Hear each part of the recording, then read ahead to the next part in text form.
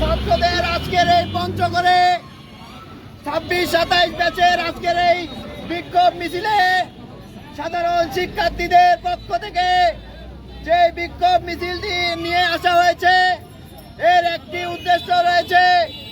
যারা সাধারণ ছাত্র পরীক্ষার্থী ব্যাচ রয়েছে 27-26 ব্যাচের, এরা যদি একটি পরীক্ষা দিয়ে ফেল করে তারা কিন্তু 1 বছর পিছিয়ে যাবে ভাইয়ের আমার।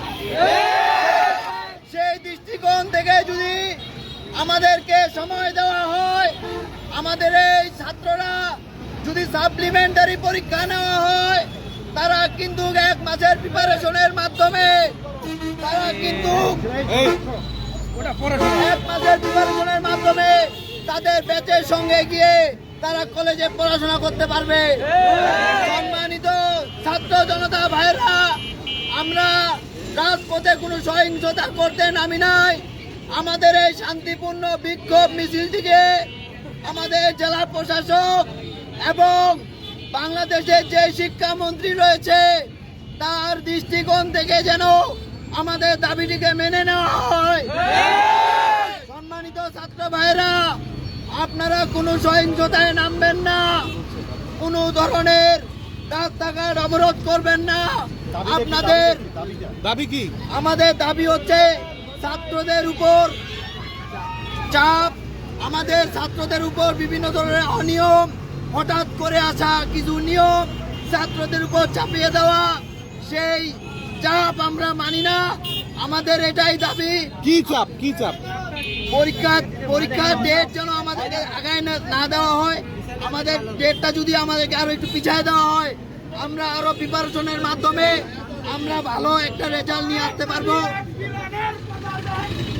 আপনারা জানেন যে আমাদের বাংলাদেশের শিক্ষামন্ত্রী একটি নিয়ম করেছে, পরীক্ষার ডেট আগিয়ে দিয়েছে। এইখানে যদি কোনো এসএসসি পরীক্ষার্থী পরীক্ষা দিতে গিয়ে ফেল করে, তারা কিন্তু পিছিয়ে যাবে 1 বছর। সেইখান থেকে আমাদের ছাত্রদের উপর যেন কোনো ধরনের অনিয়ম না হয়, ছাত্ররা যেন আগামী দিনে ভালোভাবে পরীক্ষা দিয়ে সুন্দর একটি রেজাল্ট নিয়ে আসে, যেন তারা কলেজে ভর্তি হতে পারে, তাদের কোনো বন্ধুদের সাথে যেন তারা পিছিয়ে না পড়ে। সেই দিক থেকে আরেকজন কে বলবো? নামটা কি ভাই? আমার নাম মোহাম্মদ আনাস হৃদয়, বেস্টার জমিরুদ্দিন সরকার ইনস্টিটিউট কলেজিয়েট। আমি প্রথম বর্ষের একজন শিক্ষার্থী।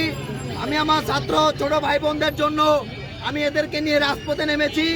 এদের পরীক্ষার প্রিপারেশন অনেকটাই নেওয়া হয় নাই।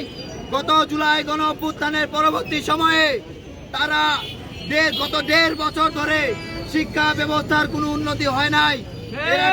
এরা ঠিকভাবে পড়াশোনা করতে পারে নাই। সেই কারণে এদের আরো প্রিপারেশনের প্রয়োজন আছে। আমার মনে হয় যদি এটি কোনো কার্যকর কোনো পদক্ষেপ হয় শিক্ষামন্ত্রীর, সেটিকে আরো 1 বছর পরে এটাকে বাস্তবায়ন করা উচিত বলে আমি মনে করি। এইচএসসি প্রথম বর্ষের আমি একজন শিক্ষার্থী। এসএসসি পরীক্ষার্থী কেউ আছে বলবে? এসএসসি পরীক্ষার্থী আছে।